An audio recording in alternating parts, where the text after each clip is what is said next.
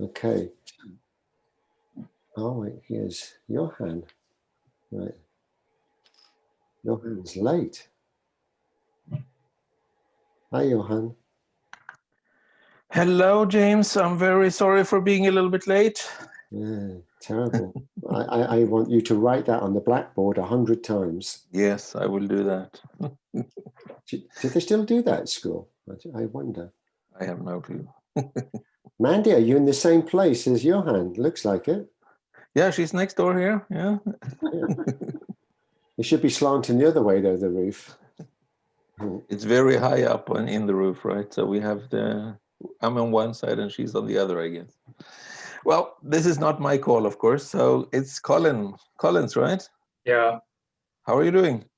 I'm doing good. Very good. I'm sure you've already started this conversation, so please disregard it. Right, we were waiting especially for you and Mandy. Right, we'll make a start. So I've started the recording. So welcome to another Friday featured business.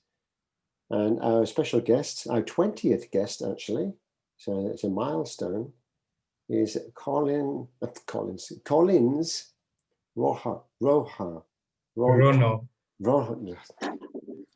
I can never pronounce people's names. I'm terrible. I need someone to stand in for me pronouncing names, you see. Yeah, I'm shockingly bad. Right, so Collins, welcome to the hot seat. And he's in the hot seat because it's a Ferrari hot seat, Formula One hot seat. Right. So for the people that haven't been on this is a weekly Friday show. So it's hosted by me, so James Moffat from Visibility Impact. If you want to look at my venture profile, you can check it out there. And also kind of co-host and platform owner, Johan, and with assistance from Ida.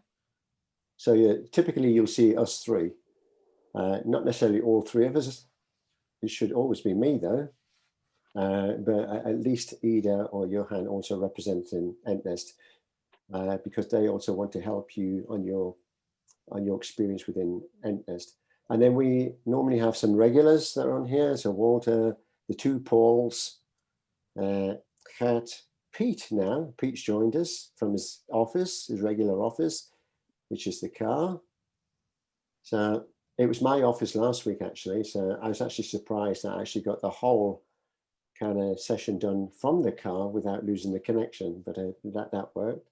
And then we've got some kind of new people here. So Patson, I don't know if I've seen you before on here. Is this the first time? Yes. Yes, hello everyone. This is time. But I've been in a couple of videos with Yuan. All right, okay. And I think Ida. So I just see your lips moving. Actually, I don't see anything else. I don't see your. Oh, okay. Let me fix that. So. All right, we can see you now.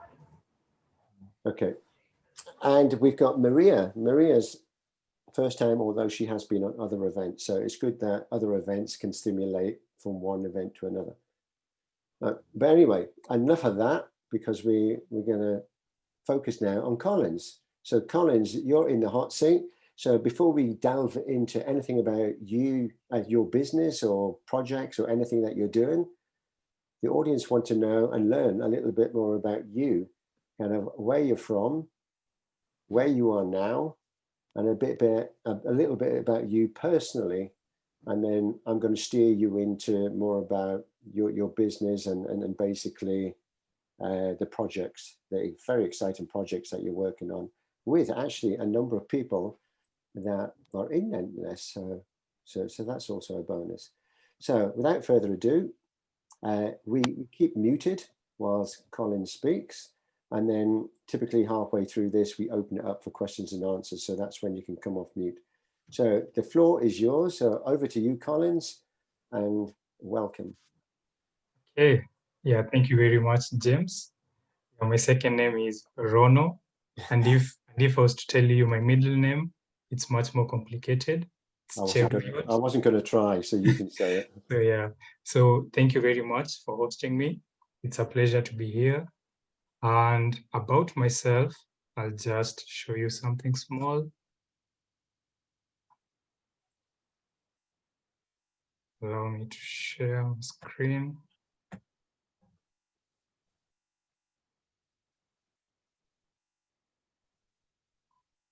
Yeah, so my name is 𝗘𝗔𝗖𝗛𝗪, and I'm 25 years old. And I was born in this small town you can see here in Kenya. It's in Eastern Africa. So I was born in the western part of Kenya, small town called Nandi Hills.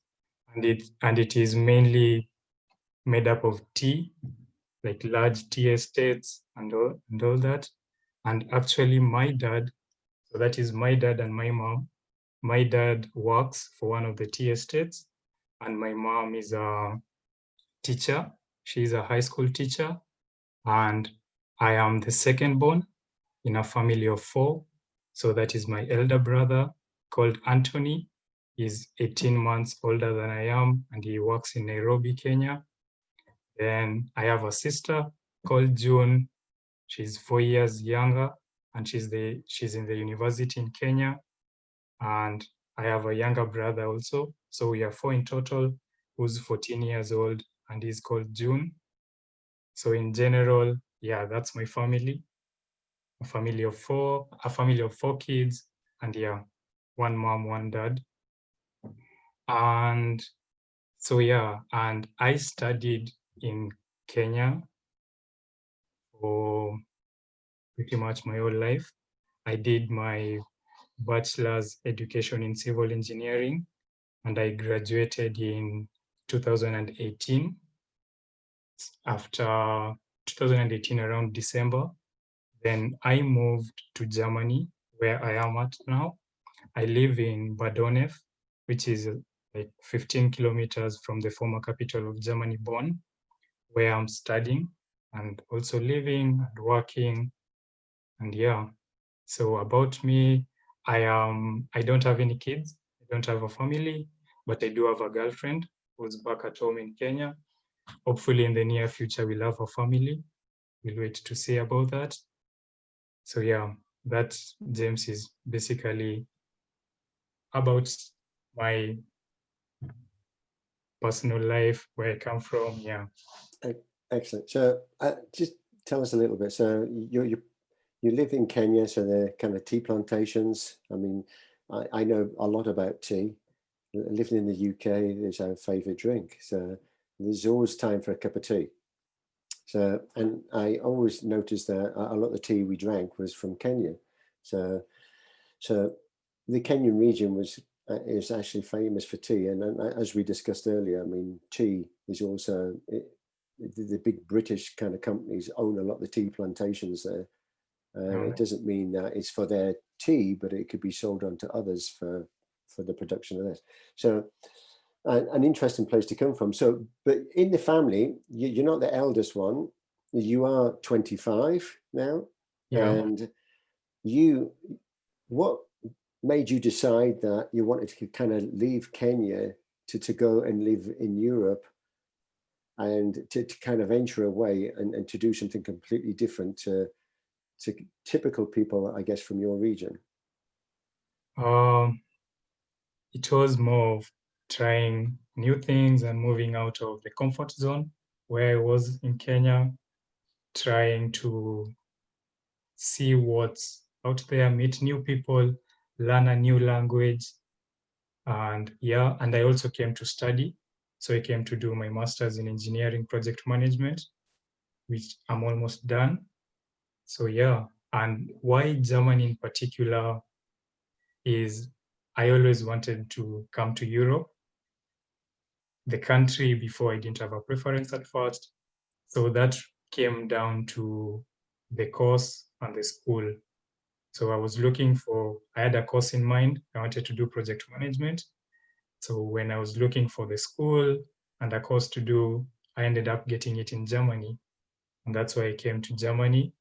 And yeah, it has been interesting. So do learning. you speak German? 𝗬𝗢𝗨𝗥. Oh, Yeah, very good. yeah, I Yeah, try. well, actually, Walter can help you there because Walter is from Germany, but actually living in London now. So, but he's obviously a native speaker. So, and maybe not too far away from you're in Bonn now. Yeah. Okay. So, I mean, how was it? I mean, when you got there, I mean, did you spoke English obviously before you went there, so you could manage primarily in English, and then you start to study German, and you're learning that. So, but you didn't find it being a challenge then with the languages, or it was pretty much okay getting by with English? For the school, we are being taught in English, so that was okay. But I remember the first day that I landed at Frankfurt, everything was in German. Like it was a bit complicated the first time.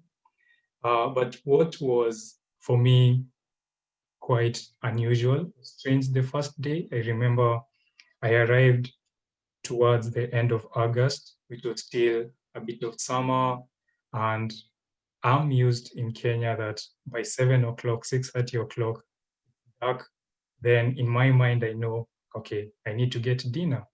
But the first time I came here, I arrived in my room, so I was just staying and chilling, and I'm like, okay, there's still sunlight, I'll go and get food. Then all of a sudden checking on my phone, I'm like, it's 9 o'clock. Okay, so it took me a few days to adjust to the different weather or the different seasons. Yeah. Then with language, with time, I started learning a bit. Until now, I'm still learning. And yeah, so it became a bit easier. And the people actually are quite patient. Like they will be patient with you as you try to construct your German sentences, or they'll try speaking in English when they can. Yeah. Yeah, I think if you try to make the effort, then people are more open to you and that they help you out. And yeah, I find that, although I've been in Switzerland 15 years and I still struggle with the language, but then that's not one of my core strengths. So now that you live there, and obviously you've experienced a winter, so a winter must have been quite different from Kenya. Yeah, it was really, really cold. So you're learning skiing now as well? Not yet. I haven't been skiing, but maybe this winter, if Corona will allow, maybe I'll try go and ski. Yeah. But since you've been there, I mean, you've kind of created, well, I mean, you're doing your study, so you're just finishing your study. You've also got a kind of internship in a company. So maybe tell us a little bit about that and what you're doing there. Okay. So for my internship, I'm doing my internship with a company called Syngeon. The company is based in Luxembourg, and I am doing my internship in digital transformation. I am working with the CEO to see a way in which digital technologies could be incorporated into the way of work post-pandemic, because like there was massive disruptions in the way people worked and working from home, all those things. So now I'm trying to analyze these things, collect data, find correlations, and see at which points could, I don't know, let's say artificial intelligence help, or yeah. So that's the internship I'm doing, so it's like a research internship, and I'm at the same time, this same study, I'll be writing it as my master thesis to fulfill my educational qualifications. I'll also submit this study that I'm doing. Yeah, so quite a lot then. I mean, the research and the masters and kind of your final theses and everything else. I mean, a lot to do, but that it doesn't just end there, because when you think you're busy enough, plus learning languages and adapting to a new country and making new friends, you're also doing some very extraordinary or wonderful projects. But we're just going to come on to that in a minute. So with the company, so the internship is is for a set period of time. Yeah. So how long is that for? My contract ends end of this year, December 31st. And how long was it? 4 months. All right. Okay. Yeah. All right. Would that be with the option to work with the company if you chose to do so afterwards, or it was only ever a 4-month contract? For now, it's a 4-month internship contract. If there will be a position that they would want to offer me and I will be interested, maybe I could continue. But yeah, it's not like an agreement. We haven't reached an agreement yet on that. So yeah, I'll also think of other options. Once graduating, like I'll be looking for maybe graduate trainee roles or entry jobs in the field of project management or digital transformation. Okay. So now that you've got involved in digital transformation, is that an area you'd want to focus in, or is it just kind of a nice learning exercise, but it's not really your thing? Yeah, that is where I would want to focus in, because I really like it. And after doing, for my bachelor's, I did civil and construction engineering, which is quite different from digital transformation. Mm-hmm. But through learning, this was something that I just found myself reading a lot, talking to my professors who are teaching me courses like Internet of Things, trying to talk to them to find out, okay, really these things, these digital technologies. And yeah, I sort of maybe fell in love is a big word, but yeah, I sort of really got into it. That is where I'd like to continue going into the future. Yeah, I mean, it's a good area to be in because, I mean, particularly kind of the way with COVID-19 kind of changing the way that we work. I mean, digital transformation and anything kind of bringing things online and using tools and automation and artificial intelligence, I mean, all kind of makes life easier, and there's more sense to it now, particularly if people are working remote and leveraging on tools to enable kind of remote working and more efficiency. So yeah, it's a good area. And as you mentioned, Internet of Things, I mean, with the 5G technology, that's really a massive push on connecting everything with everything, whether we like it or we don't. So, I mean, it is something that is not a die-in technology, it's something that is very much present now. So to be involved in that and to work with companies on that, I think is very valuable. So moving on from that, because actually when you finish your study, do you plan to stay in Germany or do you plan to go back to Kenya or somewhere else? I will stay in Europe. You want to stay in Europe? Yeah. But you have, we're just going to come into that now. So you have some other projects and activities that you're doing. So outside of all the work that you're doing, Yeah. you have a passion for helping others. And that passion is more kind of with your home country. And you tell us about that. Tell us more about these projects and things that you're involved in. Okay, I would say my home continent, not only country, but yeah. Again, I will share how I ended up doing these things. So allow me to share my screen again. Yeah.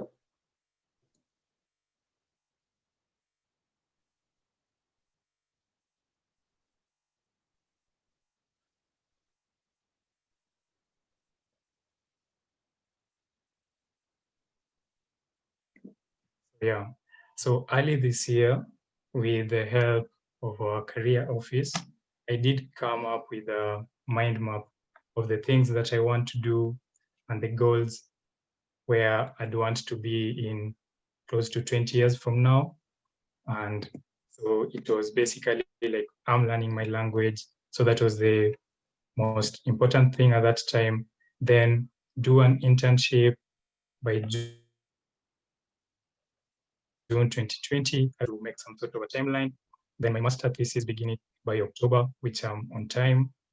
Hopefully I'll done with I'll be graduating next year around June with a target GPA, which I'm well in that range. Then I'd like to get a job experience for a while, for maybe 2 years, then do PhD 2 years from now, 3 years. Then I'd like to do a career after my PhD also. And so my mission or my end-term goal was to help in the development of the African people and continent. And this is would be a career that involves sharing my learnings and experiences with the people, especially the younger generation in a university, or such an environment is desirable. So during that time, I always knew that I wanted to do something back in Africa. And in my own understanding, I knew this is the cycle that I will go through so that I do it 20 years from now. Then I got empowered. So when I got empowered, I attended this, we had an empowerment seminar for the student leaders in my university, where I was the representative for all the master's courses in the student council. So the university organized an empowerment seminar and invited an expert in this called Pascal Strauss. And I did show him this, and he told me, okay, let's get in touch. And it sort of made me realize that I don't need to go through all this 20 years to wait for 20 years so that I can start doing what I am passionate about in helping people, sharing knowledge, and yeah. So that is how all what I'm going to say what I'm doing came about.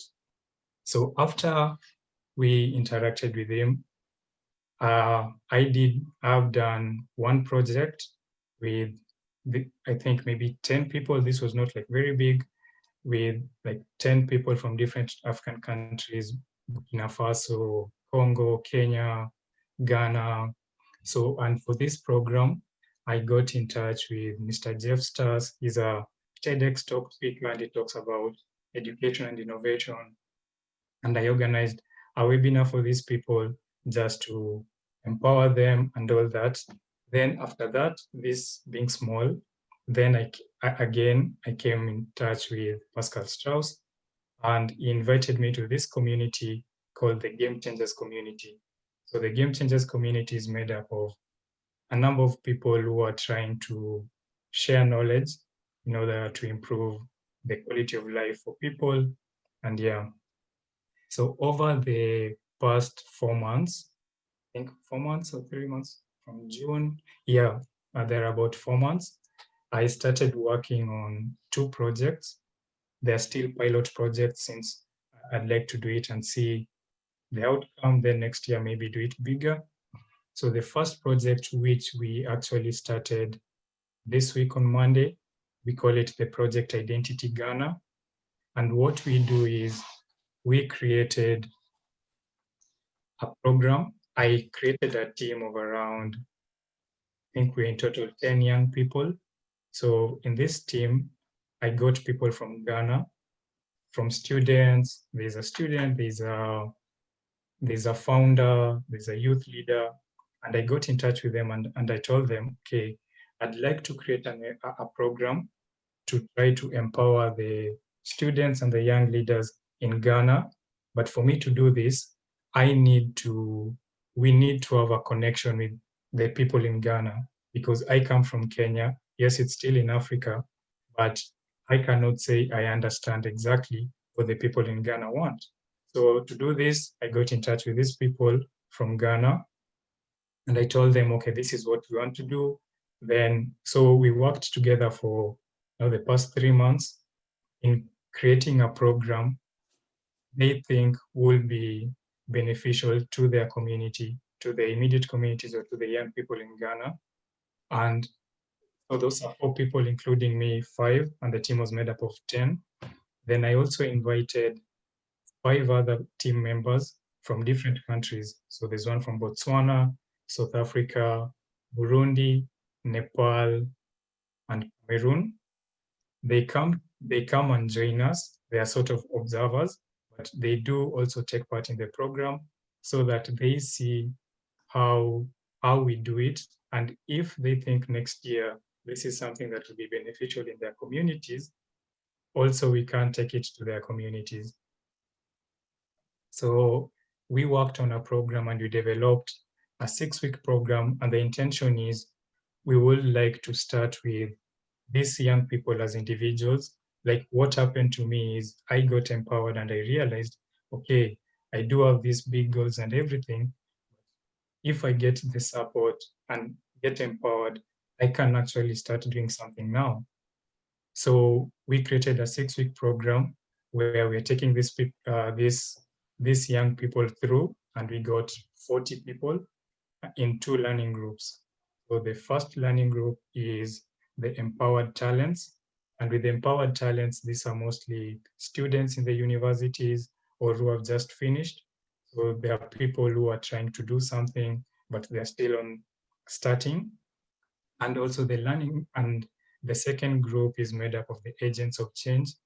And for the agents of change, these are people who are really they are really doing things in their communities.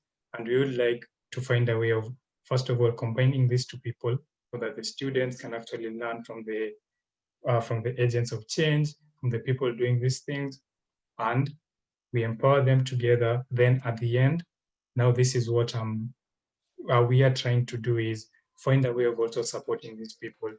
Because, for example, again, I can share my screen again for this. Yep. I'd show you example of 2 of the people, 2 of the participants. So for example, this is a lady from Ghana.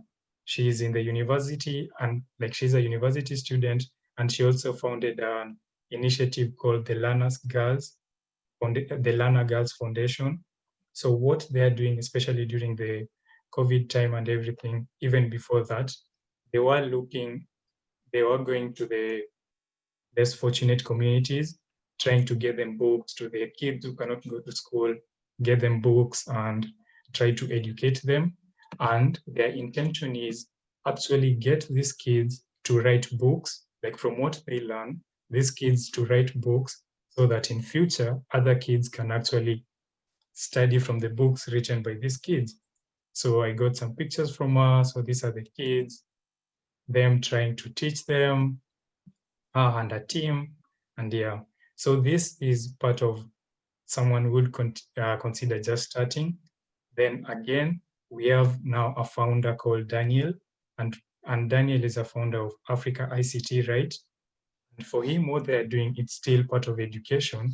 They are establishing community centers, ICT community centers in, like, I think so far they have quite a number of centers all over Ghana.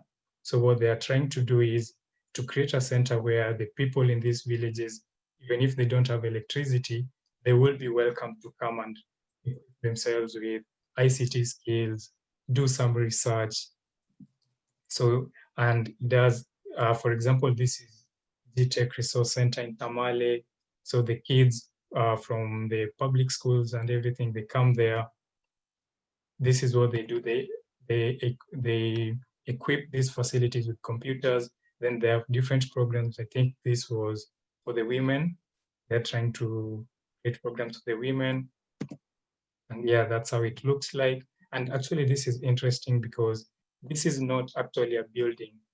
It is, these containers which can be put in like trucks or even in the railways. So they just convert a container to save on resources. This is cheaper, put electricity, and yeah, and it is a resource center.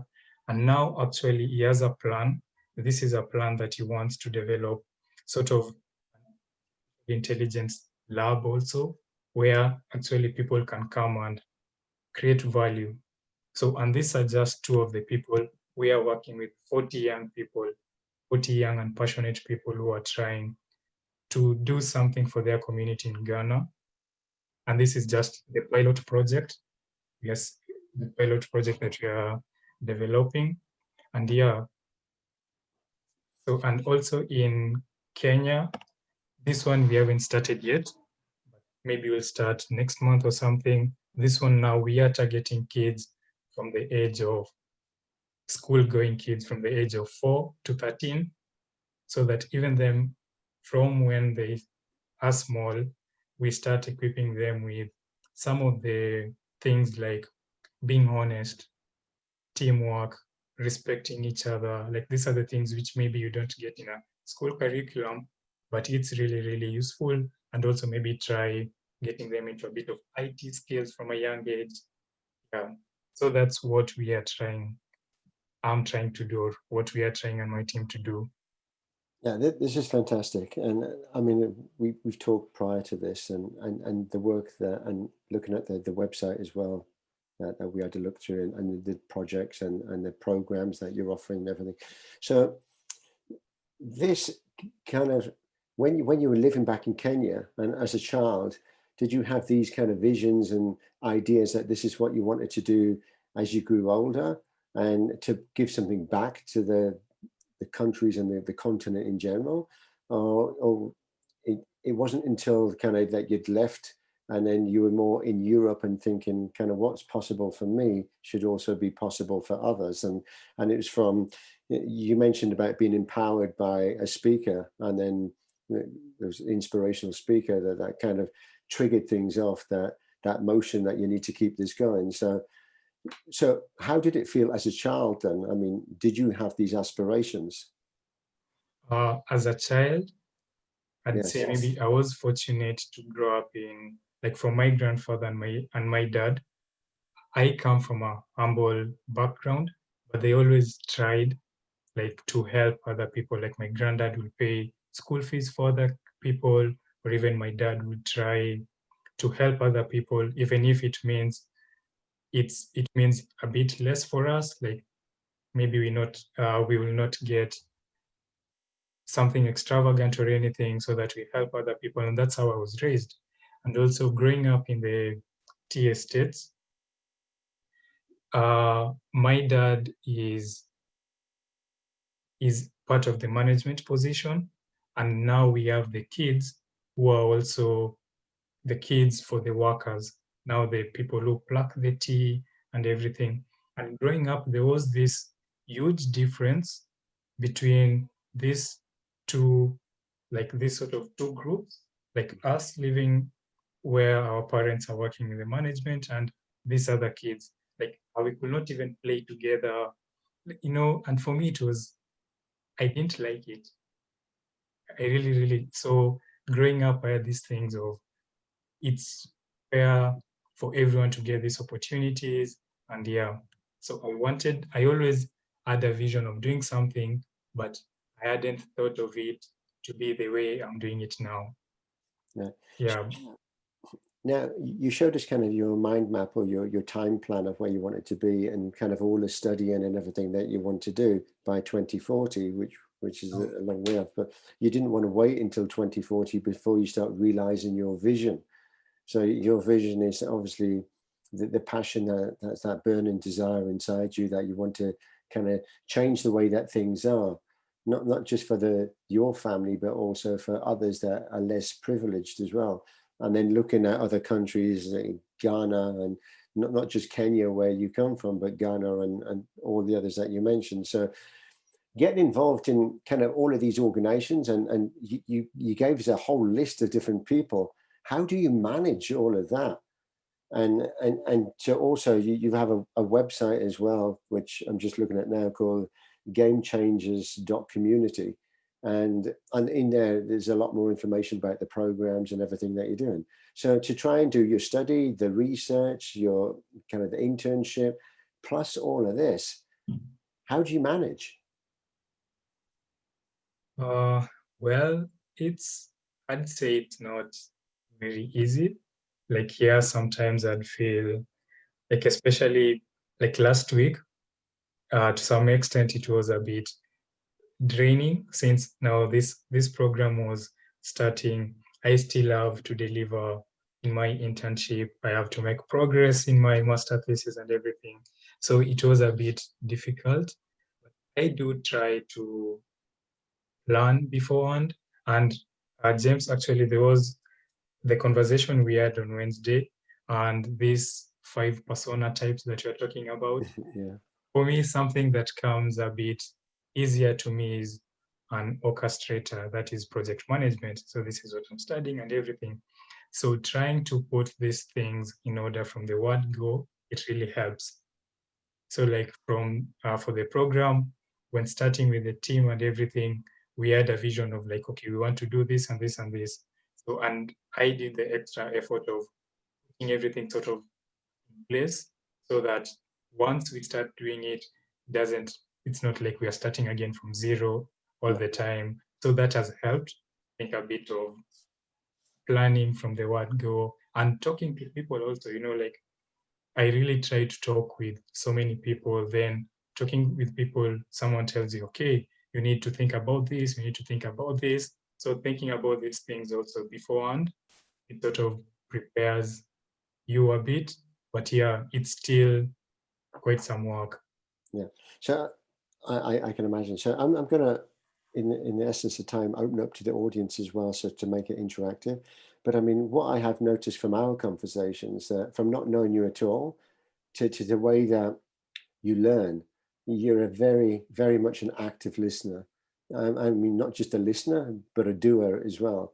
I mean, we talked about a number of different things, and particularly, I mean, I focus on people's profiles and whatever, and how to change them to optimize the effect when others look at them.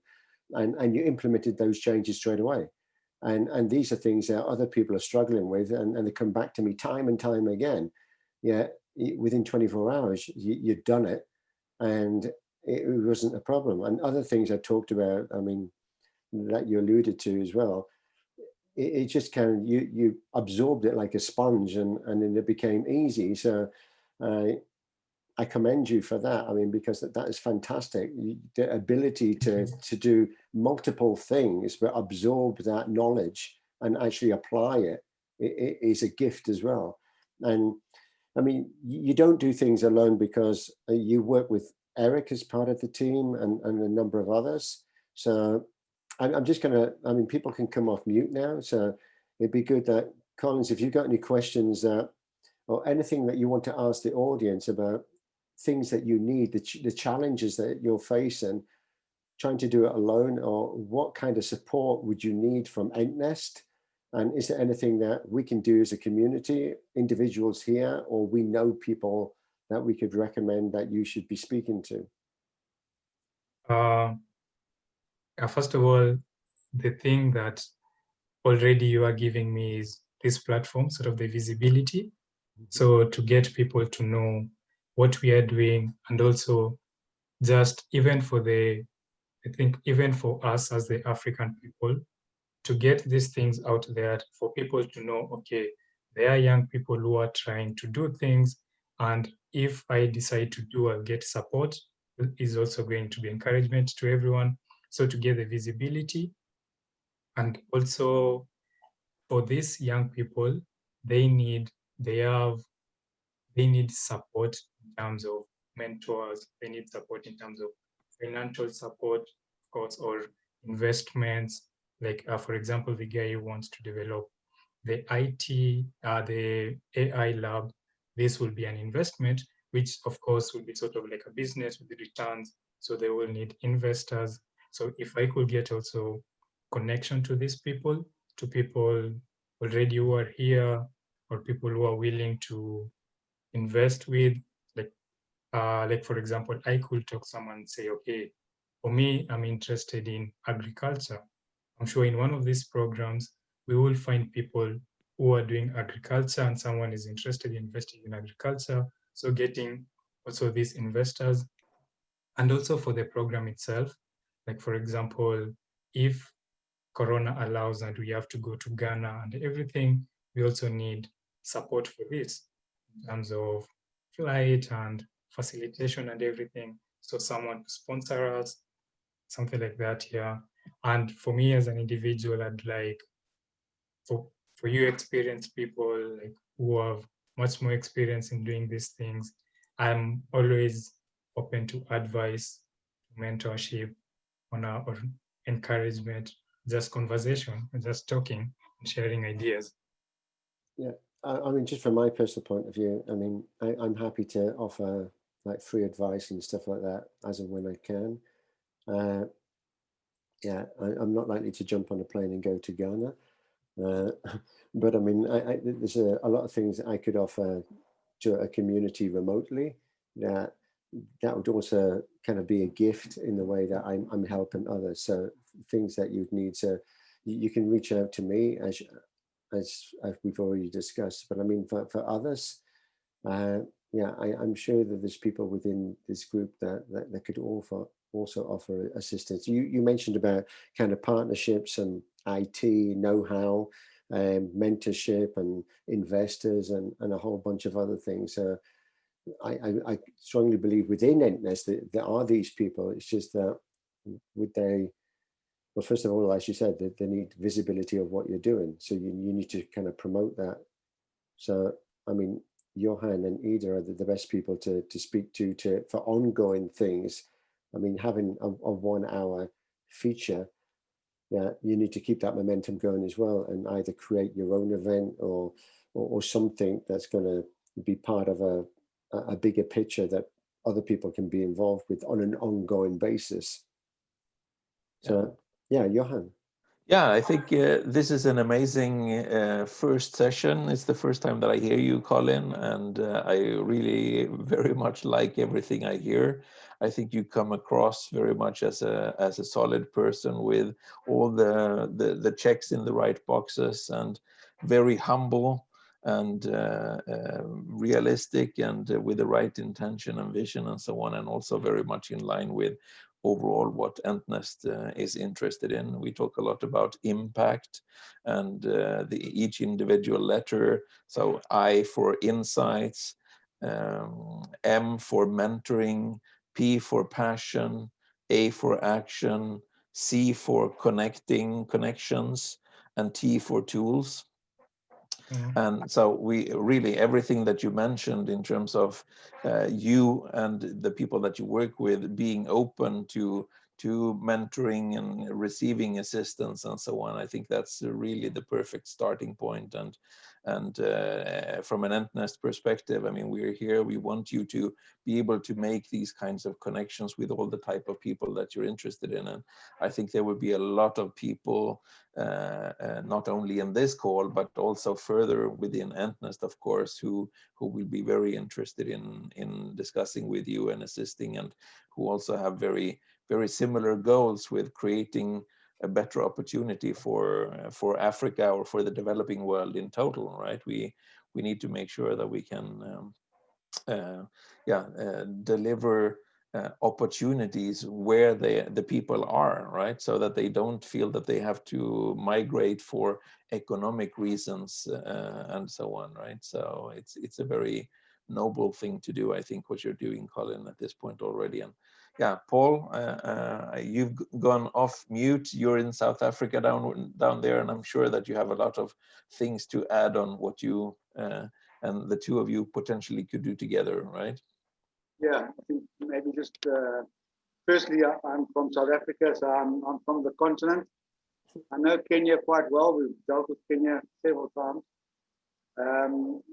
For those others of you, we draw a cross in Africa to indicate markets. And if you think of the cross going down, it goes Egypt at the top. That is a good market. Down at the bottom, South Africa is a good market. But the markets across is Kenya. Kenya is the big market in East Africa, all the way across the other side to Nigeria and Ghana. So just that to give you an idea. And for those of you, there's 2,000 languages in Africa. Just to give you an idea of the spread of the populations and stuff. But what touched my heart, or what you were saying, is the education side. I think we human beings have developed education according to the Industrial Revolution. So we were raising kids up to become factory workers and office clerks. And those kinds of things are going to be now taken out by, what did you call it? Automatic intelligence, or what's it? AI. So by robots and software and those kinds of things, a lot of those types of jobs are going to fall away because we're now into a new revolution. We're in the, what's it called, the information revolution. So I think education and the way we teach and how we teach has to change. We're still in the 100-year-old model. James mentioned the classroom and the blackboard. And, you know, nowadays we had a blackboard, then it changed into a green board. Now it's a whiteboard, but still it's a board people draw on, and 50 kids in a classroom and one teacher and those kinds of things. But I think that model, I don't know what it's going to shift into, but I see it shifting. And I think with you know, with IT being what we can resurrect or copy a brilliant teacher, and we can send those teachers out, you know, sort of via the internet without extra cost. So I'm with you, and I think you're doing a good thing there in 𝗬𝗢𝗦𝗧, Germany. I hope you're settling down there in Germany. It's quite tough, but I'm in South Africa, and you can give me a call and link up with me on internet, and we can have a chat sometime if you like. It's on the investment side. I mean, everybody's asking me about investments, but we've got a 100-point checklist before we even start to engage with any potential investee company. So there's a lot to prepare beforehand before you start looking. If you say connect me with investors, promise you, those poor investors, there's one investor for every 100,000 opportunities. So they get too many requests. So your request has to be firstly ready for them to read and understand, and you have to have all the, you know, we say you must have a video, you must have a what we call a one-liner, you must have a positioning statement, and there's 100 other things. So, you know, if I can help you along that road, I'm also same as James. I'll, you know, in the beginning, let's say pre-consultation, and then we'll see how we go from there. I've also got a lot of people that are, you know, I'm in the investment game, so I've got a lot of potential investors that are looking at Africa. So if we can offer them, as I say, a well-positioned proposal.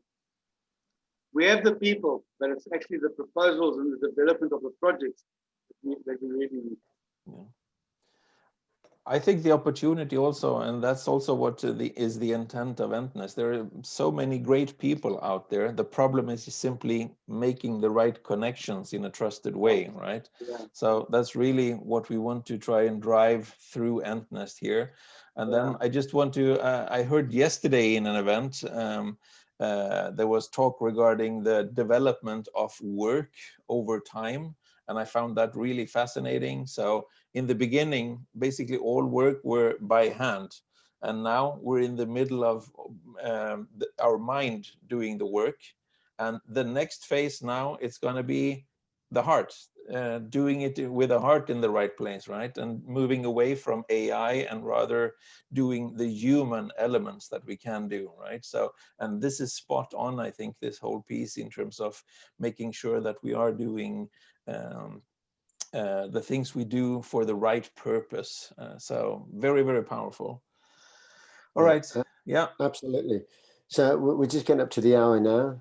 So if Collins, if people want to learn more about you, what we typically do is don't put them in this chat because this chat is not connected to the event.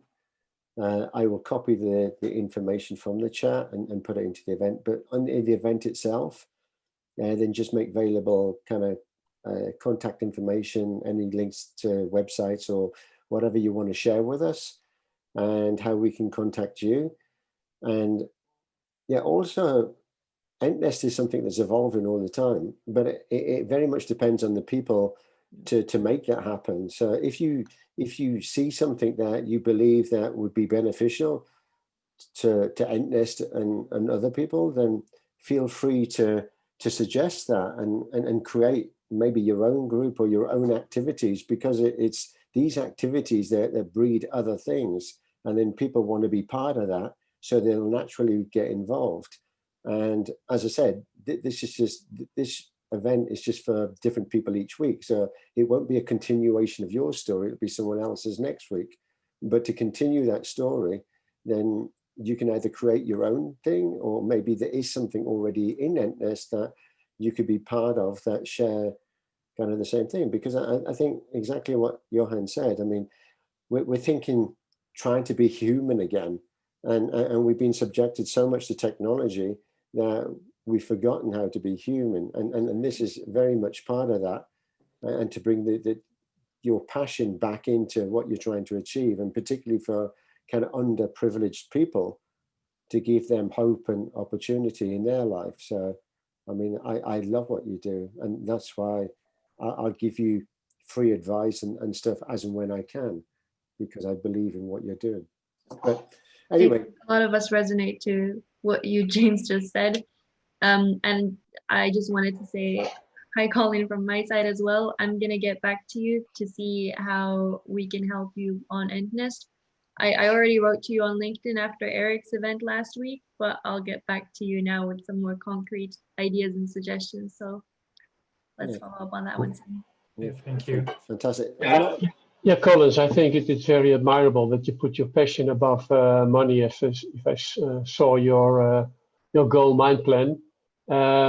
I've been for my job many times in East Africa, especially in Nairobi. I worked for Zain at that time. So if I can help in anything, and that's especially on the sales side, then I would be happy to do that. So please contact me for that.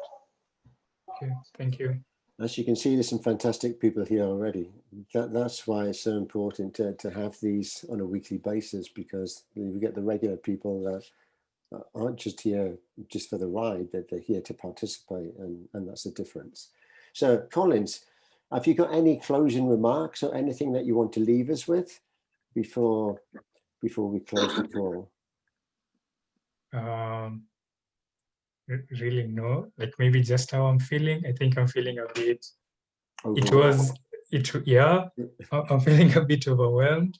Like this is my first time doing anything like this, and I did not know how it would work out and everything, and getting the positive comments. Yeah, it's a bit overwhelming. But yeah, thank you for everything. I think Paul, what you just said about checklisting the investors, yeah, that's really important. And maybe that is also something I could help these young people with. Like I could also educate myself on how to help people get investors, these young people, to help their communities. So yeah, there are so many ideas I just got from this 1 hour session, and I'll be happy to connect with all of you afterwards. So yeah, I don't know, James, how will I be able to, on 𝗬𝗏𝗏𝗏? Yeah, just go back to the event itself, and then okay, the people that registered, even for the ones that either couldn't make it or that to drop off early. I mean, Walter also, and Pete, and I'm sure that they would have something that they could offer, even if it's just some advice. Yeah. I mean, yeah, take it. Yeah, even Patrick, I think he had mentioned Patson down here in this Zoom call, but in 𝗬𝗏𝗏𝗏, it's Patrick, and you will find him in there also. He's another really excellent guy also down. I think he's in Cameroon, if I'm not mistaken. So yeah, there will be plenty of good people and so on there. Yeah. I'm sorry, I have to drop out also, but yeah, I'm sure we will connect soon again, all of us. And yeah, take care. Yes. All the best. Yes, bye for now. Yeah. Thank you, everyone. So we'll just conclude now. So thank you very much, Collins, for being our 20th guest. Anyone else that would like to be a guest, then you're more than welcome. Just let me know, and then the feature can be on you next time. And yeah, it's great fun. I mean, you definitely get that visibility, or the starting of the visibility you need. And then, as you see, you can work with some great people that are on here. So I wish everyone a fantastic weekend. Thanks once again, Collins, for an inspirational insight into you and your vision and your plans and what you're trying to achieve. And thank you, everyone, for being loyal and coming on these calls every week. Thanks, everyone. Have a great week. Thank you, everyone. Bye-bye. Thank you. Bye.